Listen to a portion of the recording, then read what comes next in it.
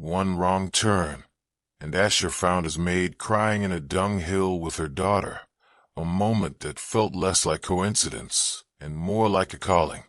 Asher Caldwell wasn't supposed to be anywhere near Belmont County, Ohio that day. He had left his office early in Caldwell Hill, the quiet, upscale neighborhood he'd built to escape the noise of the world and the louder noise of his grief. His daughter Isla had been gone 2 years, but her absence followed him like a shadow. His driver took the usual highway toward Cleveland, but something made Asher say, "Let's take the back road." "Sir, those roads lead toward the old fields," Theo murmured. There was no reason to go there. No business. No homes. Just empty land. And the Dunghills locals whispered about. The makeshift settlements where the forgotten tried to survive. But Asher felt a quiet pull. A nudge he couldn't explain. A whisper he hadn't heard since Isla died. And then he saw them. At first just figures in the distance, then a flash of black fabric, then a little pink dress streaked with dirt, and the truth slammed into him like a punch. There, in a mound of dirt behind an abandoned field off Patterson Road, sat Mariel Vaughn, his maid, crying in the open, holding her little girl Soraya so tightly it looked like the world was trying to rip them apart. They were surrounded by heaps of waste, broken crates, and scraps people dumped from farms across the Ohio Valley. The wind was cold, the ground was harsh, and the terror in Soraya's eyes said they'd been here longer than any mother and child should survive. Theo stopped several steps behind, stunned. "Sir, what is she doing out here?" But Asher didn't wait for an answer. He stepped into the dirt, his shoes sinking into the mud, his heart pounding louder with every breath. He didn't know how Mariel went from working in his kitchen to sobbing in a forgotten field behind Belmont's dump sites. He didn't know who abandoned her. He didn't know how long they'd been stranded out here. But one thing became clear the second Soraya lifted her tear-stained face. He was not meant to drive past them. He was meant to find them. And what would happen after this moment, from St. Luke's Medical Center in Cleveland to the deep secrets buried in the Ohio Valley, would change all their lives forever. Before we continue, please like, share, and subscribe, and tell us in the comments where you're watching from. Now let's dive back into the story. The first time Mariel stepped into the grand halls of Caldwell Hill, she walked like someone trespassing on sacred ground. Not out of fear, but reverence. Her shoes were worn, her blouse pressed with care. Every step she took was purposeful, silent, like she was moving through a cathedral. She said little. She needed no instruction. By the time Asher Caldwell passed her in the hallway later that afternoon, she had already polished the brass stairwell to a quiet gleam and rearranged the family photo frames in perfect alignment, Isla's smiling face now centered, as if by instinct. She didn't know who Isla was, but somehow she did. Mariel never asked for more than what was given, never lingered longer than necessary. She moved like breath through the mansion, noticed by no one, until she wasn't. It was Theo who first paid attention. He had come to check on some schedule change for Mr. Caldwell. From the foyer, he saw her outside the front gate, bending to kiss a little girl on the forehead. Soraya, 5 years old, dressed in second-hand pink corduroy and gripping a teddy bear that had seen better days. She waited under the tree during her mother's shifts, coloring, singing to herself, sometimes napping against a stone pillar, until Mariel re-emerged at dusk. Theo never asked. Mariel never offered. Still, there was something in the way the little girl's eyes tracked her mother, even from a distance, a quiet faith that her mother would always return. It stirred something in him. Inside, the air felt different with Mariel around. Asher didn't notice at first, too absorbed in his spreadsheets, his silences, and the ghost of Isla in every corridor. But the longer Mariel stayed, the less suffocating the house felt. The flowers in the entryway lasted longer. The hall lights didn't flicker as much. The staff stopped whispering so much about grief. It was intangible, like the air had softened. "She's not just cleaning," Theo once murmured aloud, watching her gently dust the piano keys no one had touched in months. "She's tending." No one knew Mariel had been evicted from her apartment just 3 nights before her first day at Caldwell Hill, that she and Soraya had slept on the floor of a church basement, that she prayed over every opportunity, every second chance, like it was water in a desert. Mariel never mentioned the man she had run from, or the danger still breathing down their necks. She only worked, loved her child, and left no trace. But something had started shifting in Asher. He began to notice the warmth of the floors again, the stillness of the afternoons, the smell of cinnamon near the kitchen when Mariel passed through.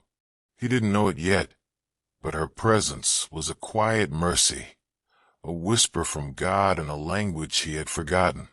And yet, weeks later, the night it all unraveled, when the police sirens blared through the valley and the front gate clanged open in chaos.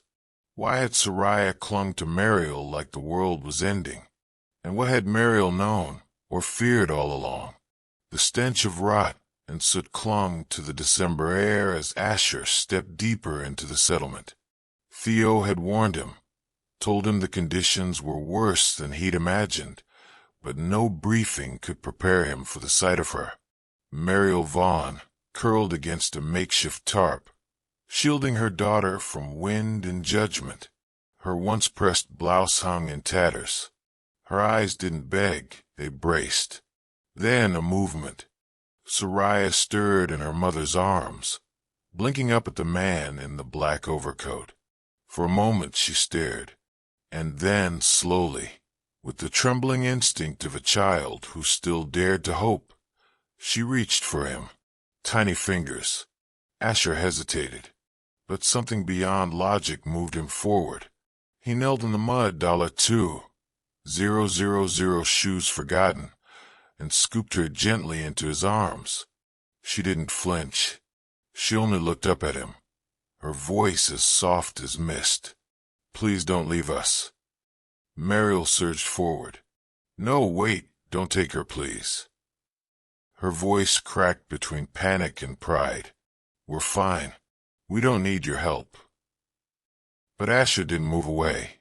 His voice was low, even, kind. "You're not fine, and I'm not leaving you here." Mariel wrapped her arms around herself as if to disappear. Shame flooded her. This man had once employed her, trusted her in his home, and now here she was, reduced to nothing, sitting in filth, her daughter's ribs visible through her shirt. Still, she shook her head. "I don't take handouts." "It's not a handout," he said. "It's a ride. To safety." Behind him, Theo was already on the phone. The car engine waited like a lifeline. That's when Soraya coughed, hard, wet, rasping. Her little body curled inward from the force, her lips tinged with blue.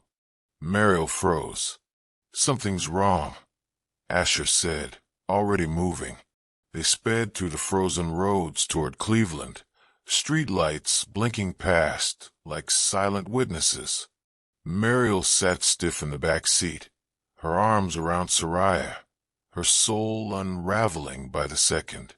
"She's not used to cold," she murmured. Theo glanced back for the rearview mirror. "We're 5 minutes out." At St. Luke's, nurses swarmed with quiet urgency. Asher stayed close, but said little, watching the team guide Soraya away for hydration and respiratory support. Mariel sat on the edge of the waiting room bench, her coat too thin, her fingers trembling. Asher handed her a cup of water. She didn't take it. "You still don't trust me," he said. She looked at him, exhaustion heavy on her face. "I don't trust kindness that comes after silence." He didn't reply. He couldn't. The truth stung. But as the sterile lights above them flickered, something changed in the air. Lighter, warmer. It was subtle, but it felt like Grace had stepped into the room with them. They sat in silence, but not in despair. Not anymore. Still, Asher couldn't shake the question that tugged at him like a thread.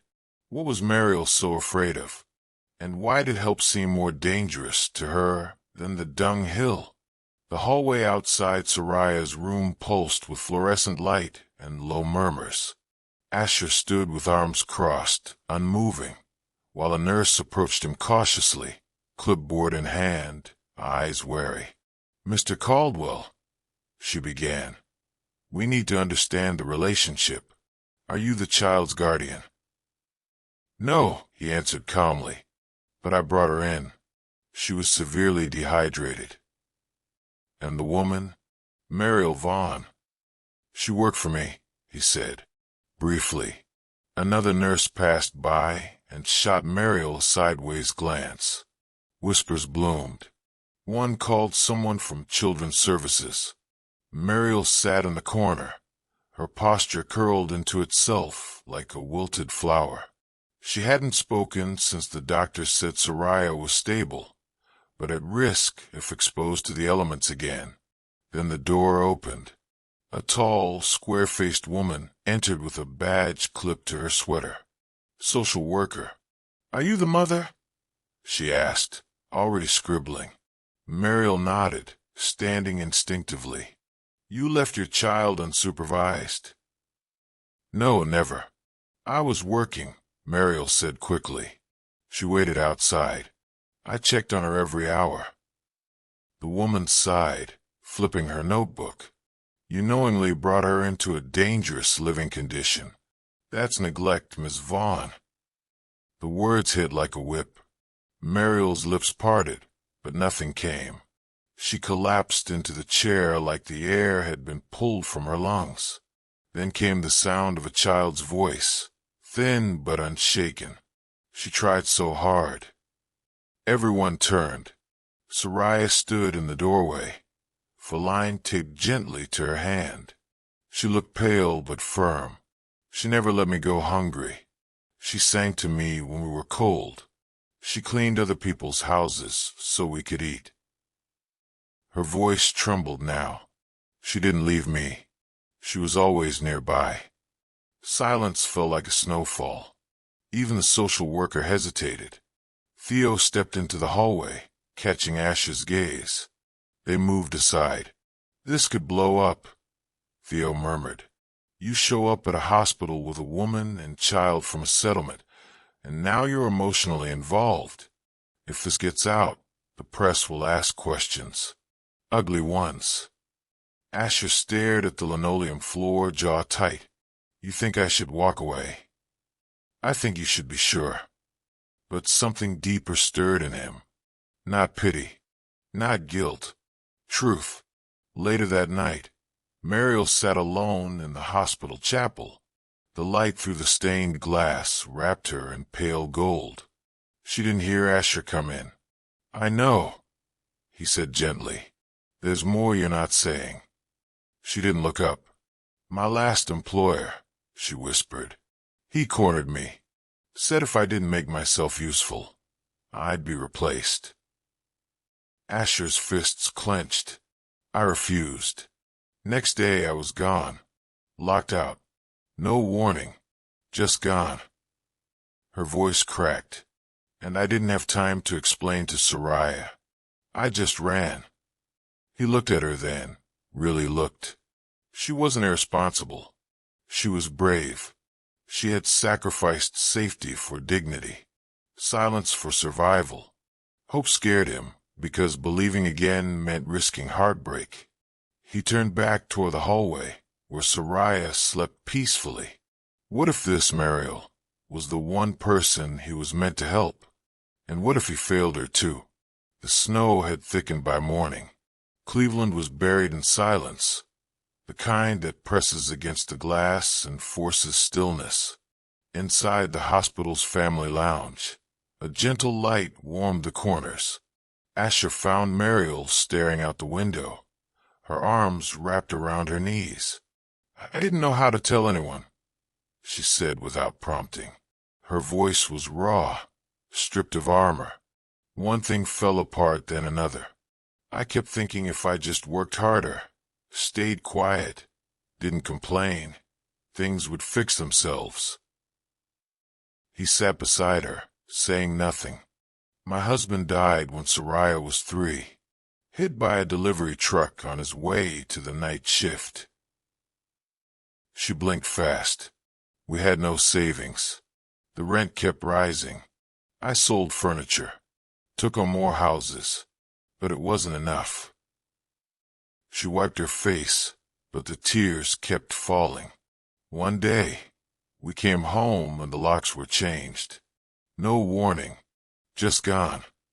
Her voice caught. Soraya kept asking if it was a game. Asher stared ahead, throat tight. "It wasn't that I gave up," she whispered. "It's that I ran out of places to stand." Behind them, soft footsteps approached. Soraya padded and wearing oversized hospital socks and holding a half-empty juice box. Her curls were messy, eyes still sleepy. She looked at Asher and tilted her head. "Are you going to forget us too?" The question landed like a blade. Asher inhaled sharply. His pulse stilled. His mind went somewhere else. Years ago. Hospital lights. Isla's tiny hand in his. Her last words had echoed the same ache. "Will you still remember me, Daddy?" He had failed to answer then. Now he looked Soraya straight in the eyes. "No," he said. "I won't forget you." She gave a small nod and leaned into her mother's side. Later, Asher stepped outside into the cold, his breath visible in the early light. He thought of the detour that had taken him to Belmont County, how he'd followed a gut instinct, how Theo had questioned it, how none of it made sense, until now. Now he understood. That wrong turn wasn't wrong at all. It was a redirection. He returned inside with quiet resolve and approached Mariel. She stood as he neared, defensive by habit. "I'm not offering charity," he said. "I'm offering a safe place to stay until you decide what's next. No strings, just a roof and some peace." Mariel stared at him, unsure. "I've arranged for a private unit downtown. Staff you can trust. Somewhere Soraya can breathe again." Her lips trembled. "Why are you doing this?" He looked at her honestly. "Because I should have seen you the first time. And because I think I was meant to." That afternoon, Mariel and Soraya left the hospital with dignity. Not as cases, but as guests. Soraya clutched Asher's hand briefly as they walked, her grip steady. Later she smiled just once, before curling into her mother's arms. It was small, but it was a beginning, and what came next would tie all their destinies together. The house was still, wrapped in shadows and memory. It was the first night in the temporary residence Asher had prepared, a quiet townhouse on the edge of the city, tastefully furnished, modest compared to Caldwell Hill, but filled with warmth. Soraya had fallen asleep in the guest room, curled beneath new blankets. Mariel, hesitant but grateful, stayed in the room just across the hall. Asher didn't sleep. He found himself standing outside a door he hadn't opened in years, not physically, but emotionally. Isla's room. He had replicated it here, unintentionally, in pieces. The lavender wall art, the old rocking chair in the corner, the shelf of unread fairy tales. She would have been 8 now. His hand trembled on the doorframe. And then, without warning, The weight he'd been carrying finally crushed him. He sank to the floor, his back against the wall, hands in his hair. "I tried," he whispered into the silence. "I did everything I knew how to do." His voice cracked. "I had all the money in the world, and I still couldn't save her." Tears came suddenly, violently, as if years of composure had betrayed him at once. "I should have been there. I should have taken that day off. I should have held her longer."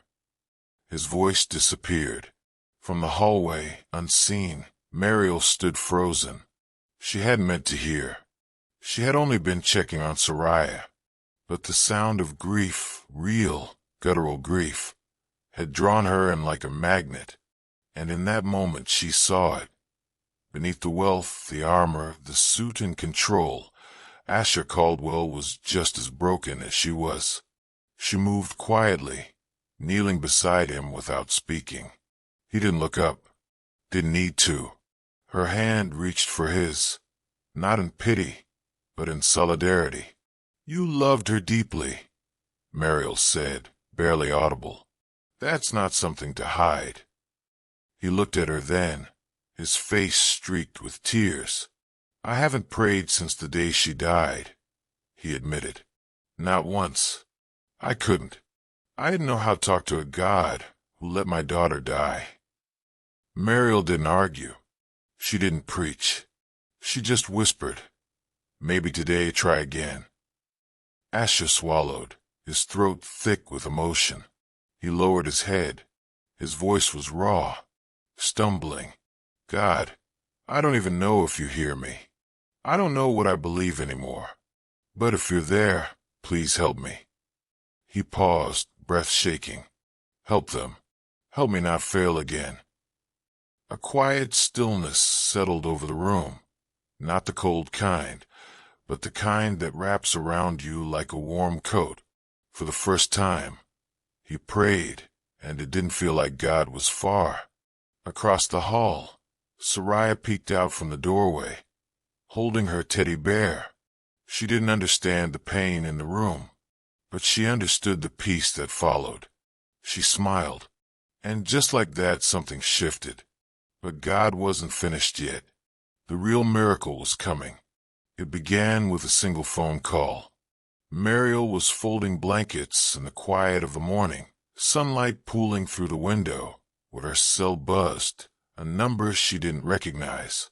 She hesitated, then answered. Silence, then a slow voice she hadn't heard in months. "Well, look who finally picked up." Her breath caught. "You thought you could disappear? Thought no one would find you? You're on the news now, sweetheart. That billionaire's pet project. You really think people like you get that lucky without a cost?" Click. The call ended. Mariel stood frozen. Her fingers shook. The voice belonged to her former employer's cousin, a man who once watched her mop the floors with a grin that made her skin crawl. If he knew where she was now, others might too. And she knew from experience, people like that didn't just talk. By the time Asher returned home that evening, the guest room was half-packed. "What are you doing?" he asked. "I have to go," she said, folding Soraya's clothes with trembling hands. "We can't stay. I've brought danger to your door." "You're not bringing danger," he replied evenly. "You're running from it." She avoided his eyes. "I've run before. I'll do it again if I have to."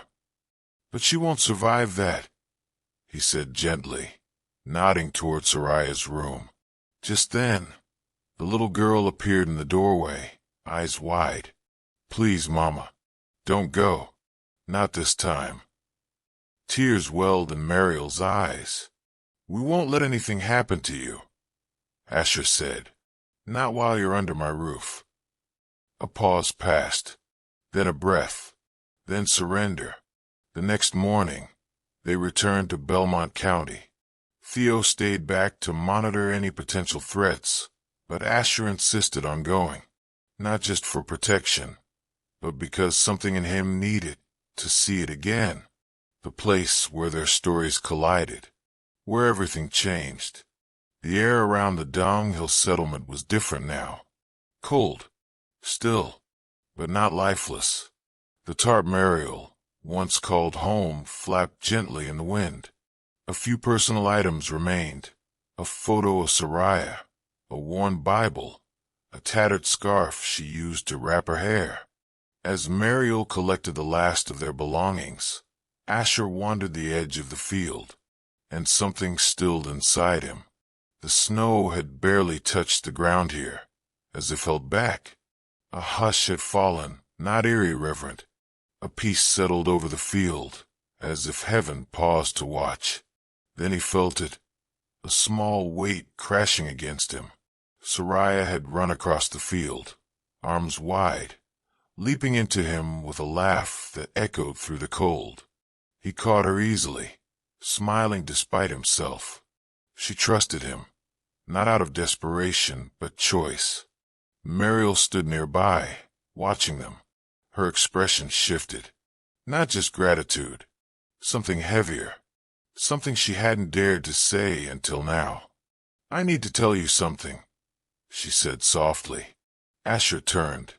Her eyes were brimming with unspoken truth. "What I'm about to say might change everything." The sun had broken through the clouds by the time they loaded the last box into the SUV. Mariel stood beside the open door, the cold brushing her cheeks, her hands wringing together as if holding something invisible. Her eyes stayed fixed on the field behind them, not for what it was, but for what it had meant. "I need to tell you why I was really going to leave," she said, voice trembling. It wasn't just fear of the past catching up. It was something deeper. Asher turned toward her, quiet, patient. She swallowed hard. "I thought maybe God had forgotten me," she whispered, "that he'd seen me and decided I wasn't worth saving." Her voice broke. "Every time I got back on my feet, something knocked me lower, and I started to believe it wasn't bad luck. It was punishment, like I'd missed my chance at grace." Silence pressed around them like snow. Asher stepped forward, his voice rough with emotion. "He didn't forget you." She looked up, startled by the intensity in his eyes. "He sent me." The words landed like truth wrapped in thunder. Asher's face, usually guarded and composed, now shone with a kind of fragile boldness. "I didn't know why I turned down that road. I didn't know why I couldn't walk away from you in that hospital, or in that field, or anywhere in between. But now I do." His voice shook. "You were never forgotten." Mariel covered her mouth with her hand, breath stuttering. Then, without a word, Soraya emerged from the car. She walked over slowly and wrapped her arms around both of them, her small voice rising like a song. Mommy was safe now. 3 of them stood there, not as Billionaire and Maid, not as charity and recipient, but as survivors. And something lifted for Mariel. Not a thought, not a metaphor, a weight. She felt it leave her shoulders, like steam rising from the earth. Her spine straightened, her breath deepened. Her soul, quiet for so long, finally exhaled. For the first time in years, she wasn't bracing for the worst. She was receiving the good. Asher looked at her, not as a man coming to save her, but as one willing to stay. "I won't fix your life," he said. "That's not mine to fix. But I'll stand with you, however long it takes." Theo stepped out of the second vehicle, his coat brushing the wind. He approached quietly, hands in his pockets. "I pulled some strings," he said to Mariel. "No record on that employer. No police interest in you. You're clean. Safe. For real." He paused. "And for what it's worth, I'm here too. Not for him. For both of you." Mariel looked at these 2 men, so different, yet somehow part of the same miracle. The wind stilled. This wasn't luck, this wasn't chance, this was grace. And for the first time in her life, Mariel believed it. The new building stood in the heart of the Ohio Valley. Nothing extravagant, but strong, filled with light and open doors. A sign outside read, "The Caldwell Vaughan Foundation for Women and Children, because no mother should ever be invisible." Inside, Mariel walked into the main office, her shoulders squared, her presence commanding. Not harsh, not loud, just sure. Her name was etched on the glass door. Executive Director. She had chosen her first hire. A woman who reminded her of Callista, the frightened mother she once met in a shelter basement. The foundation would offer counseling, legal aid, childcare, and emergency housing. Practical help for women who'd once lived in shadows. Mariel had lived there too. But not anymore. She was no longer just surviving. She was building. Across town, laughter echoed through the halls of Caldwell Hill, laughter that hadn't lived there in years. Soraya ran down the staircase in her new school uniform, swinging her backpack as she went. Her artwork, rainbows, sunrises, and smiling stick figures, decorated the once silent study walls. She no longer flinched at loud sounds or clung to her mother with fear. She danced. She hummed. She dreamed aloud. Asher watched her from the doorway, a quiet smile playing at the corner of his mouth. Later that week, Mariel hosted her first board meeting. She stood in front of professionals, donors, and city officials, not as someone in need, but as someone with vision. "Dignity," she said, her voice steady, "isn't something we give people. It's something we protect while they heal." Theo sat in the back row, arms folded, a hint of pride in his eyes. Asher remained by the window, watching her like someone witnessing sunrise after years of fog. The next morning, he drove alone to a quiet cemetery on the edge of the city. A light snow had fallen, dusting Isla's headstone with white. He knelt, his coat brushing the frozen grass. In his hand, he held a new drawing, one Soraya had made just that week. It was simple. A tall man, a little girl, and a woman with a wide smile. A house in the background, a heart drawn in the sky. He placed it gently at the base of the stone. "I finally understand now," he whispered. "You weren't taken from me. You were leading me to them." His voice broke slightly. "Thank you, Isla, for saving me." As he stood to leave, a wind passed through the trees, not cold, but soft, almost like a whisper brushing past his shoulder. Back at the house, Mariel was finishing dinner while Soraya recited her spelling words to Theo at the table. Laughter rang out again, real loud, whole. Asher stepped through the front door, paused, and looked around. This was still his home. But it wasn't just filled with memories anymore. Now it was filled with life. The kind that doesn't vanish when the lights go out. The kind that builds legacies. Sometimes God sends his angels, disguised as the people we overlook. And this time, Asher hadn't overlooked them. He had seen them, and been seen in return.